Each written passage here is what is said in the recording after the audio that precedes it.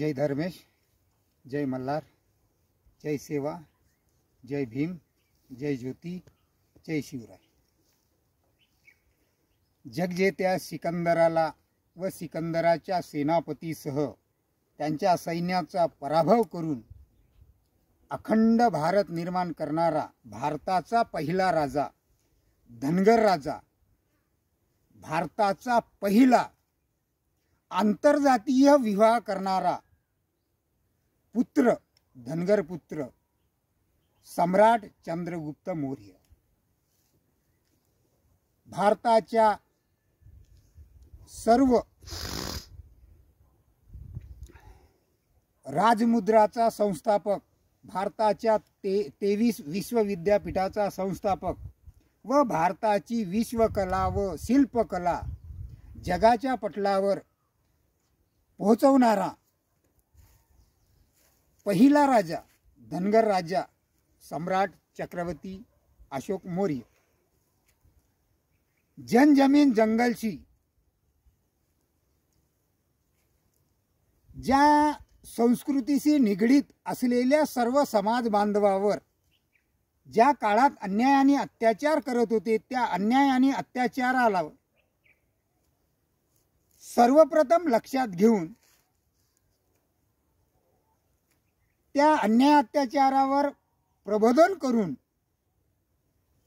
हाताशी काही नसताना सुद्धा लोकांना एकत्र आणून त्यांना प्रशिक्षण देऊन पहिलं भारतात संघटन तयार करणारा धनगर पुत्र वीर बुधू भगत। हे जन जमीन जंगल आमची आहे व याच्यासाठी हिंसक हेच पर्याय नसून अहिंसक व असहयोग आंदोलन पहिलं भारतात करणारा धनगर पुत्र जत्रा भगत। आज आम्ही धनगर जमातीची गेल्या 80च्या दशकापासून जे लढाई लढतो, कारण पूर्वी 1947ला ज्या वेळेस भारत स्वातंत्र्य झाला, त्या 47ला भारत स्वातंत्र्य झाल्याच्या नंतर 1950ला जेव्हा आम्हाला संविधान लागू झालं, त्या संविधानानुसार पूर्वी जे सीपीएन बेरारमध्ये राहणारे जे धनगर होते, या धनगराला 1950 पासून आणि त्याच्या अगोदर इंग्रजांनी 1942ला जे बॅकवर्डची लिस्ट बनवली, त्याच्यामध्ये सुद्धा धनगराला बॅकवर्ड म्हणून त्याची नोंद आहे। त्यानंतर 1950ला जे कॅटेगरी बनवली आणि त्या पहिल्या राष्ट्रपतींनी त्या कॅटेगरीनुसार धनगराला त्या आदिवासी समूहामधला जो वाटा आहे तो बहाल केला आणि ते 1950 पासून ते 1984 पर्यंत या सीपीएन बेरारचे जे धनगर होते, जे 1953ला मध्य प्रदेश स्थापन झाला आणि मध्य प्रदेश स्थापन झाल्याच्या नंतर जेव्हा महाराष्ट्राची नीव त्या पार्लमेंटमध्ये ठेवली 1953लाच आणि त्यानंतर 1960ला जेव्हा महाराष्ट्र निर्माण झाला, तेव्हा मध्य प्रदेशातले काही हे विदर्भातले जे 8 जिल्हे आहे हे महाराष्ट्रात यांनी घेतले आणि महाराष्ट्रात घेतल्यामुळे जे महाराष्ट्रात पूर्वी विदर्भाचा जो भाग आहे हा सीपीएन बेरारचा भाग होता, जो मध्य प्रदेशाचा भाग होता, तिकडे पश्चिम महाराष्ट्र जो आहे हा बॉम्बे प्रांताचा भाग होता आणि जो मराठवाडा आहे हा निजामाचा म्हणजे हैदराबाद स्टेटचा भाग होता। परंतु या ज्या महाराष्ट्रामध्ये ज्या विदर्भातले जे 8 जिल्हे आहे, आत्ताचे 11 जिल्हे, या धनगर जमातीला आदिवासी कॅटेगरीच्या सर्व सुख सुविधा 1952 पासून ते 1984 पर्यंत त्या मिळत होत्या। परंतु याच काळामध्ये 1976ला क्षेत्रबंधन हटवून ज्या विदर्भाचा धनगर जर पुणेले असेल किंवा बॉम्बेले असेल किंवा सोलापूरला असेल तर त्या धनगराला सुद्धा विदर्भातल्या धनगराची सुख सुविधा मिळाली पाहिजे, या हिसाबाने ते क्षेत्रबंधन हटवलं। परंतु ज्या पूर्वी आम्ही धनगर नव्हेच असे जे म्हणणारे लोक होते, मग या लोकांनी सुद्धा त्यामध्ये उडी घेतली का बाबा हे आम्हाला बी मिळू शकते, आणि मग हे लढाई सुरू झाली. त्यावेळेस ज्या महाराष्ट्र गव्हर्नमेंटचं सरकार होतं, या महाराष्ट्र गव्हर्नमेंटच्या सरकारनं 1985ला आदिवासी विभागाचा फतवा समोर करून उर्वरित 33 जाती बाद केल्या. आता 33 जाती बाद केल्याच्या नंतर ज्या उर्वरित फक्त 12-13 जाती त्याच्यामध्ये राहिल्या, त्या 12-13 जाती ह्या सर्व 47 जातीचा वाटा खात आहे. आणि या वाट्यासाठी ज्या उर्वरित 33 जाती ह्या बाद केल्या, ह्या 33 जाती संघर्ष करत आहे गेल्या अनेक वर्षापासून. परंतु या झोपलेल्या महाराष्ट्र सरकारला किंवा या चुकी केलेल्या केंद्र सरकारला या 33 जमातीचा अजूनही जाग आलेला नाही का बा यांच्यावर अन्याय होत आहे. खरंच या उर्वरित 33 जाती आज स्वतंत्र भारतात आहेत का? जर या स्वतंत्र भारतात जर त्या जाती असेल तर मग भारताचं संविधान काय म्हणते? आम्ही भारताचे लोक, धर्मनिरपेक्ष लोक, आणि मग या उर्वरित 33 जातींवरच हा केंद्र सरकार आणि राज्य सरकार का अन्याय करतो? आता अन्याय करतो म्हटलं तर आपणही तेवढं जागृत आहोत का? मग आमची कुठंतरी दुसऱ्याच्या नजरेमध्ये आमची छबी खराब झाली नाही पाहिजे, या हिशोबानं आज धनगर विविध ठिकाणी मोर्चे, आंदोलनं, उपोषणं करतात.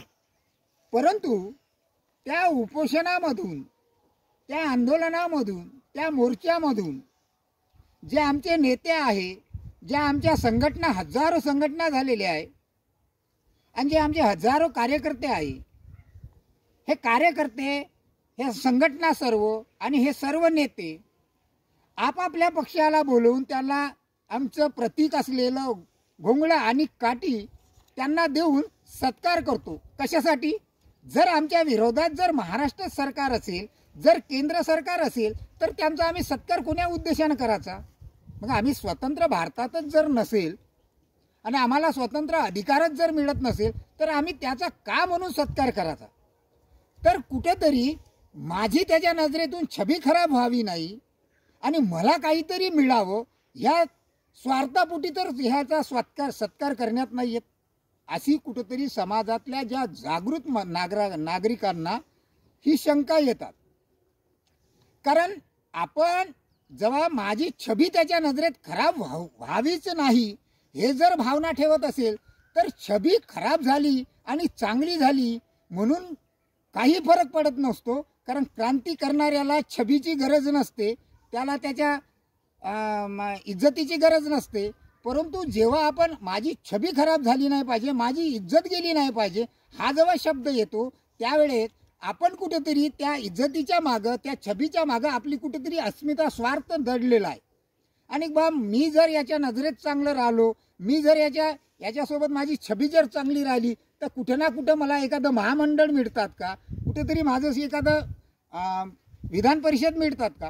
यामुळे तर हा खेळ चाललेला नाही. आणि ह्या खेळामुळे समाजाला जे हक अधिकार पाहिजे ते मिळत नाही. आमच्या महापुरुषांनी या जनजमीन जंगलसाठी जे आमची संस्कृती होती, पूर्वी आम्ही जंगलामध्ये राहायचे, त्याच जंगलामध्ये आमचे कोया बांधव राहायचे, भिल्ल बांधव राहायचे, आणि त्या जंगलामध्ये ज्यावेळेस आमच्या दिवसभर मेंढ्या चरायच्या आणि सायंकाळी ज्यावेळेस आम्ही मुक्कामासाठी बसायचे, तर त्यांच्या शेजारीच आमच्या मेंढ्या बसायच्या. त्यांच्यासारखेच इटुले आम्ही मांडायचे, त्यांच्यासारखेच स्वयंपाक आम्ही करायचे, रात्रभर त्यांची साथ आम्हाला, आमची साथ त्यांना, अशा पद्धतीचं आम्ही भाऊ भाऊ म्हणून जेव्हा जीवन जगलेलं आहे. आणि त्या वेळेस ज्यावेळेस आम्ही पुन्हा दुसऱ्या दिवशी जंगलामध्ये आमचे कोकरं घेऊन जायचे, त्यावेळेस त्या कडपातलं एखादं कोकरू जर आमचं गरलं गुरलं असेल किंवा एखादं झालेलं असेल, तर ते कुकरू आम्ही त्या कोया बांधवाकडं, त्या भिल्ल बांधवाकडं सोपवून द्यायचे का बाबा याला बारीक करून याची संध्याकाळी भाजी करून आपण सगळेजण खायचे. अशी आमची संस्कृती होती. आमचे गोट्याचे देव, आम्ही निसर्गाला मानणारे लोक होतो. आणि ते संस्कृती आणि त्याच संस्कृतीवर जेव्हा हल्ला करणारे असे बलाढ्य असे इंग्रज आले आणि त्या इंग्रजाला साथ सहयोग करणारे जे संस्थानिक राजे होते आणि त्या इंग्रजांनी त्यांना पुन्हा साथ सहयोग करण्यासाठी जमीनदार तयार केले, सावकार तयार केले, गुमस्ते तयार केले आणि मुकदम तयार केले. मग ह्या एवढ्या मोठ्या इंग्रजाच्या फौजेनं या जनजमीन जंगलवर कब्जा करून आमच्या बायाला अगवा करून त्यांच्यावर अन्याय अत्याचार करण्याचं काम जे केलं होतं, आमच्या जमिनी हडपण्याचं काम केलं होतं. आमची जे पहाडा पंचायत होती ते पहाडा पंचायत बंद करून त्यांनी इंग्रजी कानून आणले होते. आणि या सर्वाच्या विरोधात सर्वप्रथम हाताशी काही नसलेला एक गरीब घरचा धनगर पुत्र जेव्हा या सर्व कोया बांधवासाठी किंवा भिल्ल बांधवाच्या न्याय हक्कासाठी किंवा या जनजमीन जंगलमध्ये ज्या 47 जाती आज आहे, या 47 जातीच्या अस्मितेसाठी तो लढला, त्यानं प्रबोधन केलं. आमच्यावर अन्याय अत्याचार कोण करतो, ह्या अन्याय अत्याचार का होतो आणि या अन्याय अत्याचाराला जर आम्हाला उखडून फेकायचं असेल तर काय केलं पाहिजे, अशा पद्धतीचं सर्वप्रथम भारतामध्ये संघटन तयार करणारा आणि या बुद्धभगतची प्रेरणा सर्व महापुरुषांनी घेतली. आज रोजी सर्व समाजातल्या लोकांनी घेतली. आज आपण जे संघटन तयार करतो ही पूर्वी संघटनची प्रथाच नव्हती. दास म्हणून त्या राजाच्या संस्थानिक राजाच्या राज्यामध्ये आपण एक सैनिक म्हणून राहत होतो, ही व्यवस्था होती. परंतु त्या काळामध्ये एक संघटन तयार करून त्या संघटनला प्रशिक्षण देऊन त्या संघटनला गुरीला नीती शिकवून या बलाढ्य अशा इंग्रजाला त्यांना साथ सहयोग करणाऱ्या अशा संस्थानिक राजाला, त्यांच्या सैन्याला, गुमस्त्याला, सावकाराला, मुकदमाला आणि जमीनदाराला एवढ्या सर्वाच्या विरोधात सर्वप्रथम लढणारा धनगर पुत्र आणि तोच ओराव आहे. ओरावचा समानार्थी शब्द ज्या सुप्रीम कोर्टाने निकाल दिला का ओरावचा समानार्थी शब्द हा धनगर आहे, DHANGAR आहे. जर असं सुप्रीम कोर्ट म्हणत असेल तर मग महाराष्ट्र गव्हर्नमेंट, केंद्र सरकार आम्हाला 86च्या नंतर आमची ज्या बॅकवर्ड क्लासमध्ये आम्ही असताना सुद्धा इंग्रजाच्या काळात मग स्वतंत्र भारतात आम्ही आदिवासी समूहामध्ये ज्या कॅटेगरीमध्ये आहोत मग आम्हाला OBC मध्ये टाकत आहे. मग OBCचं अंगावर येते काय म्हणून मग त्याला पुन्हा 89 ते 92च्या दरम्यान आम्हाला NT मध्ये टाकत आहे. मग हा अधिकार महाराष्ट्र गव्हर्नमेंटला आहेत का? मग हा अधिकार जर महाराष्ट्र गव्हर्नमेंटला असेल तर महाराष्ट्र गव्हर्नमेंट आम्हाला OBC मध्ये कोणत्या निकषाच्या नुसार सामील करत आहे? मग OBCतून काढून लगेच आम्हाला पुन्हा NTC मध्ये कोणत्या निकषावर टाकत आहे? आमची विदर्भातल्या धनगराची कुठलीही मागणी नाही या प्रक्रियेची.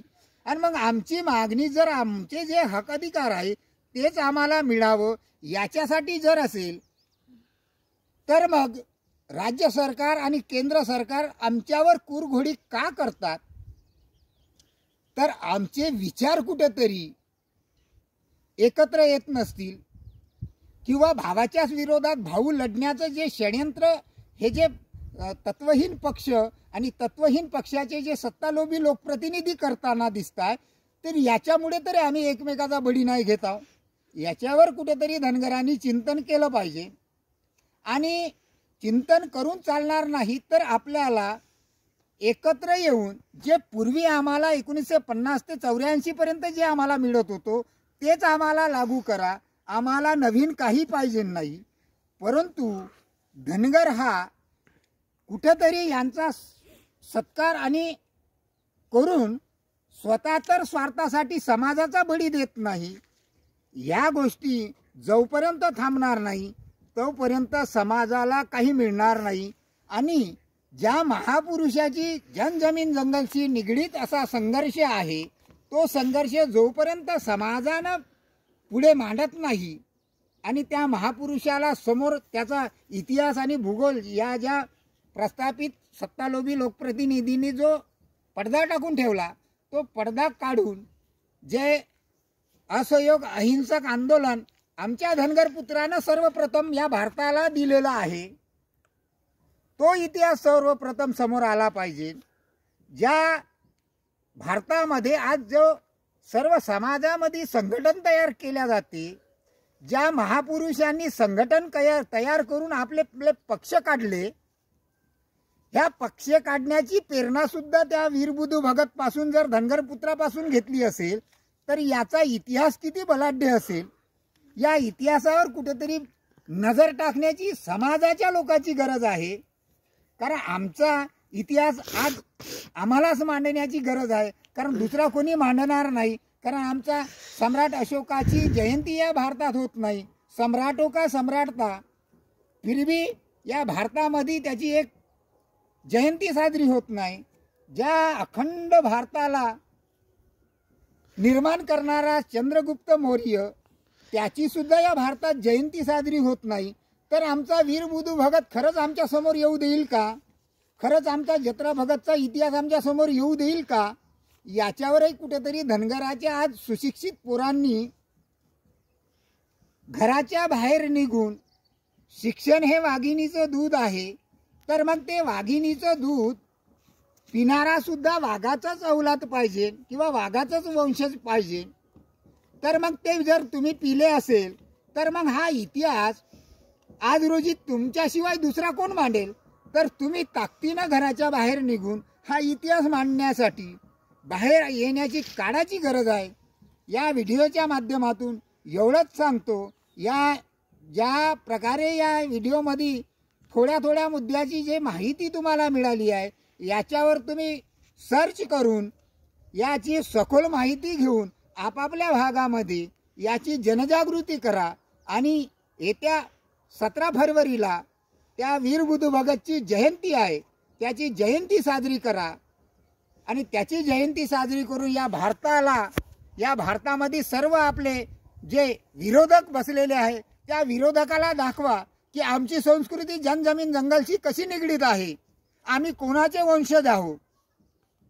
तेव्हा कुठं या भारताला कळेल का धनगराचा पूर्वीचा इतिहास किती महान आहे आणि काहीचा इतिहास जो आपण मांडतो हा इतिहास योग्य आहे की हा जुना इतिहास आमचा जो आहे हा इतिहास आता योग्य आहे। याच्यावर कुठेतरी चिंतन झालं पाहिजे। स्वतःची छबी खराब व्हावी आणि खराब नाही व्हावी म्हणून नेमकं त्याची चाटुगिरी करण्यामध्ये अर्थ राहिलेला नाही।